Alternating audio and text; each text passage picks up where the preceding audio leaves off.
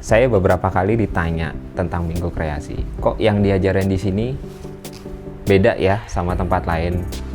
Ini cara yang saya coba ajarkan di Minggu Kreasi itu seperti apa? Ada beberapa poin menariknya yang mungkin tidak diajarkan di tempat-tempat lain. Yuk kita simak.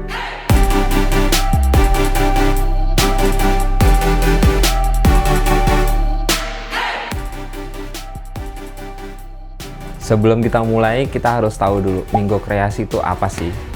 Minggu Kreasi itu program publik dari Rumah Ombak Kreasi. Kita buat kelas belajar menggambar, melukis secara gratis untuk semua umur. Ada anak-anak, ada dewasa juga. Mereka bisa belajar di situ, datang hari Minggu jam 4 sore. Nah, dalam waktu 1 jam kurang lebih ini, kita coba mengajarkan sesuatu. Sesuatunya itu kita coba rumuskan dari beberapa hal yang mungkin tidak diajarkan di tempat lain. Ada rumusan-rumusan yang kita pegang, salah satunya adalah seperti video kita sebelumnya tentang periodisasi Victor Lowenfeld. Kita salah satunya berpatok di situ. Kalau kamu sudah pernah ikut Minggu Kreasi tapi masih merasa bingung, coba tulis kebingungan kamu tuh apa sih di Minggu Kreasi. Mungkin ada di poin-poin yang akan saya jelaskan di sini. Poinnya apa aja? Yuk kita simak. Ada 2 jalur utama bagaimana cara kita menyiapkan bahan pengajarannya. Pertama, kita menggolongkan dengan yang sudah bisa, dengan yang belum bisa. Sudah bisa dan belum bisa. Bukan terkait masalah umur. Ada yang sudah lebih dewasa tapi masih belum bisa. Ada yang bisa tapi umurnya masih cukup muda gitu. Nah, kita harus tahu 2 ini dulu. Lalu poin yang kedua adalah pengajaran di Minggu Kreasi tidak berfokus sama penggodokan teknik. Kita berfokus dengan pengembangan mindset. Di situ kita mengemasnya dengan 60-40% porsinya. 60 rekreasi, 40%-nya edukasi. Kenapa harus rekreasi? Kita tidak bisa memaksakan penggodokan teknik untuk umur-umur tertentu. Jadi kita berusaha untuk mencoba menjangkau seluasnya. Jadi kita mengemasnya lebih ke arah rekreasi. Itu maksudnya gini, biarkan orang bisa mencoba menikmati kesenian dulu. Setelah itu baru kita sisipkan nilai edukasinya. Begitu. Yang ketiga, untuk yang belum bisa gambar, kita tidak memaksakan mereka harus langsung bisa. Enggak. Kita lebih ke memotivasi mereka untuk mencoba menggambar dulu, mencoba melukis dulu. Setelah itu baru kita arahkan. Keberanian untuk memulai itu yang harus kita apresiasi, itu yang harus kita motivasi. Kalau mereka tidak mau mulai, tidak akan bisa. Kalau mereka tidak mau bisa, ya tidak akan bisa-bisa. Lalu kalau orang yang sudah mulai bisa gambar, itu kita motivasi untuk berkembang. Mulai dari mau dulu, memulai. Setelah itu yang sudah mulai bisa gambar, kita kasih dikit-dikit. Ini kurang sebelah sini. Oh ini bisa sebelah sini. Nah itu sudah mulai masuk ke memotivasi tentang teknis. Yang keempat, poin nomor 4 itu baru kita ngomongin umur. Karena kita basicnya adalah memotivasi untuk memulai dulu dan menikmati kesenian. Jadi umur itu ada di nomor 4. Kalau yang umurnya muda, seperti di periodisasi Victor Lowenfeld, mereka pasti gambarnya tidak akan sebagus yang umur yang sudah tua. Walaupun yang sudah lebih tua itu kemampuan gambarnya biasa aja, tapi tetap dibandingin sama anak yang umur 4 tahun, 5 tahun, pasti jauh. Biasanya anak yang 4-5 tahun ini tidak bisa gambar, dinilai gambarnya jelek, akhirnya mereka hilang motivasi. Dan di situ kita harus menghormati periodisasi itu, bahwa anak umur segitu ya memang masanya gambarnya begitu. Jangan dipaksakan untuk gambar ala dewasa. Dan justru hal-hal yang gambar polos itu yang harus diperkuat dulu. Jangan langsung dicekokin dengan bentuk-bentuk realistis. Nggak perlu seperti itu. Kita harus respect dulu sama si periodisasinya itu supaya kita tidak merusak motivasinya. Sekarang poin nomor 5, kita sudah mulai bahas tentang materinya. Pengajar itu bikin sebuah gambar konsep. Kita sebutnya gambar konsep. Kita tidak meminta untuk gambar itu diikutin plek-ketiplek sama pesertanya, mau yang anak-anak maupun dewasa. kita menyebutnya itu gambar konsep. Si gambar konsep ini dalam satu bidang dibatasi, diisi dengan 2 atau 3 contoh objek. Seperti misalnya gambar antariksa, luar angkasa. Nah, si gambar konsep ini dia menyajikan bentuk bumi, lalu ada mataharinya, lalu ada roket. 3. Kita membatasi 3 itu. Sisanya itu kita memberi ruang untuk improvisasi. Peserta itu dikasih ruang untuk nambahin sendiri alanya dia, menambahin sendiri dengan seleranya dia, ceritanya dia. Dan di situ kita memotivasi untuk membangun ceritanya mereka masing-masing. Kita tidak mematok, membatasi yang kita gambar itu harus seperti ini, maka mereka harus ikut. Enggak. Justru kita harus jangan sampai gambarnya sama dengan gambar konsep ini. Nah, si gambar konsep ini baru dikasih warna begini, bentuk yang sudah konsep. Lalu sisanya mereka biar bereksplor sendiri. Kita mau mencoba menanamkan sisi eksplorasi, berani bereksplorasi. Tidak lagi terpatok sama sebuah konsep textbook. Nah, bereksplorasilah, berani bereksplorasi.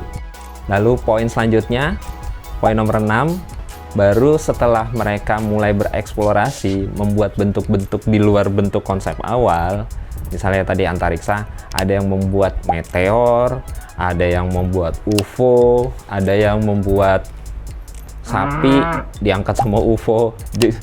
Memang ada.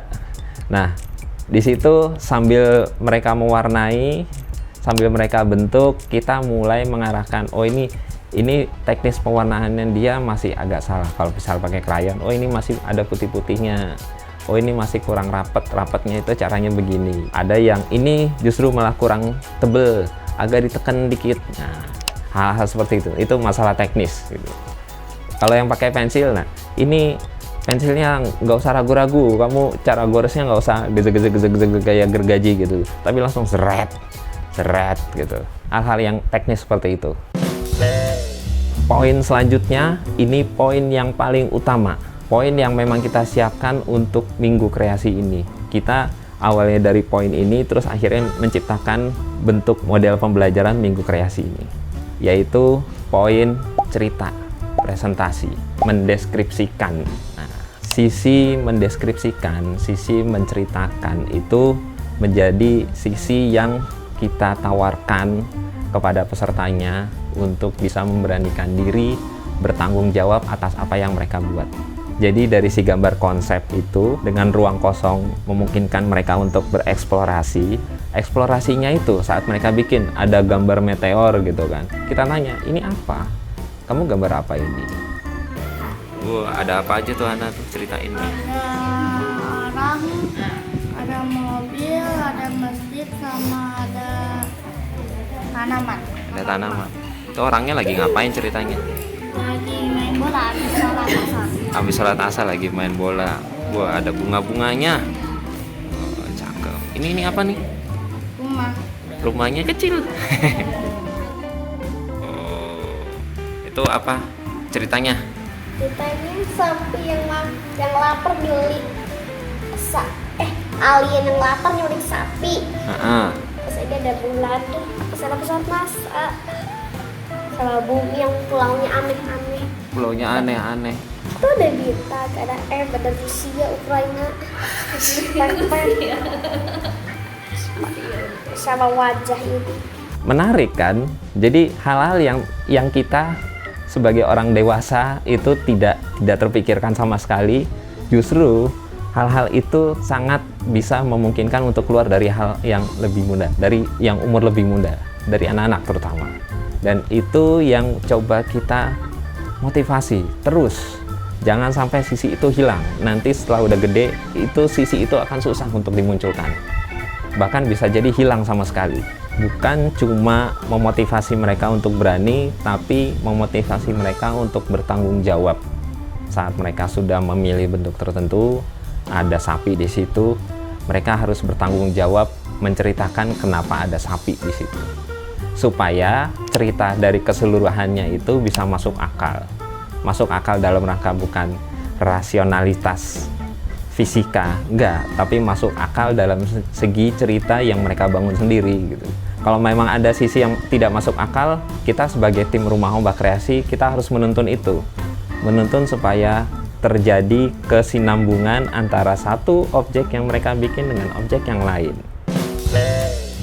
Poin yang paling terakhir, memberi judul. Terkesan simple, apa sih cuma memberi judul, kok jadi poin penting? Nah, setelah dari poin sebelumnya, mereka harus bertanggung jawab dengan apa yang mereka bikin. Mereka harus bertanggung jawab bukan cuma bentuk dan objek yang mereka taruh, tapi bertanggung jawab tentang karyanya. Karya secara menyeluruh.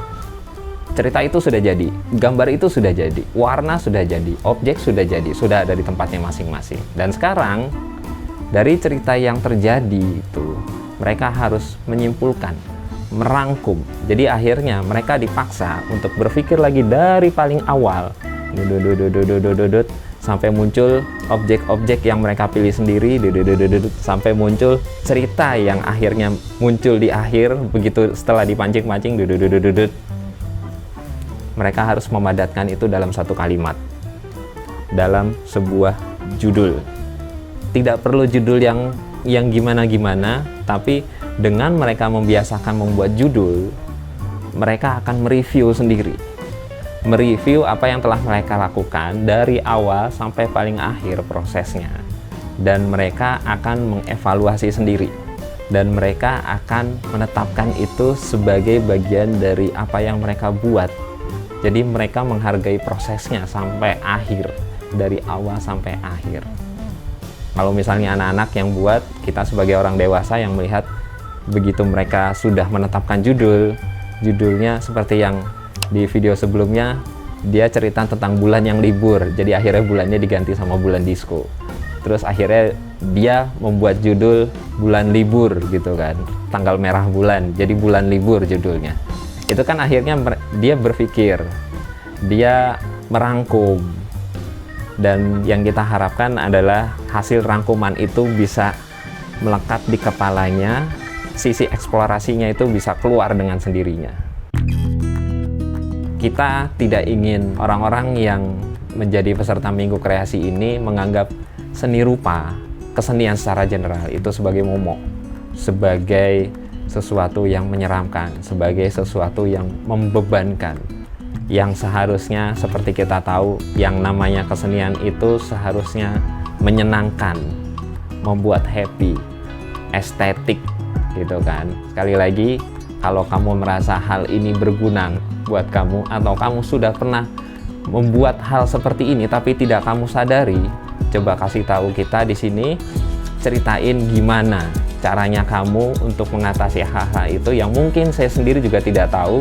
Jadi kita di situ bisa berdiskusi di kolom komentar, atau kalau kamu mau mencoba sendiri datang, seperti apa sih maksudnya memotivasi ini, memotivasi itu, memberi kesempatan ini, memberi ruang eksplorasi dengan gambar konsep dan lain-lain. Silahkan datang di setiap hari Minggu jam 4 sore di Rumah Ombak Kreasi. Kamu bisa subscribe di channel ini, nyalain itu belnya, jadi waktu kita posting, terutama hasil-hasil liputan kita, hasil-hasil program kita yang sudah kita jalankan, kamu bisa ikutin.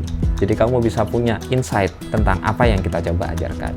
Sekian dari saya, Wawan, atas nama Rumah Ombak Kreasi. Salam Sobat Seni Indonesia. Bye.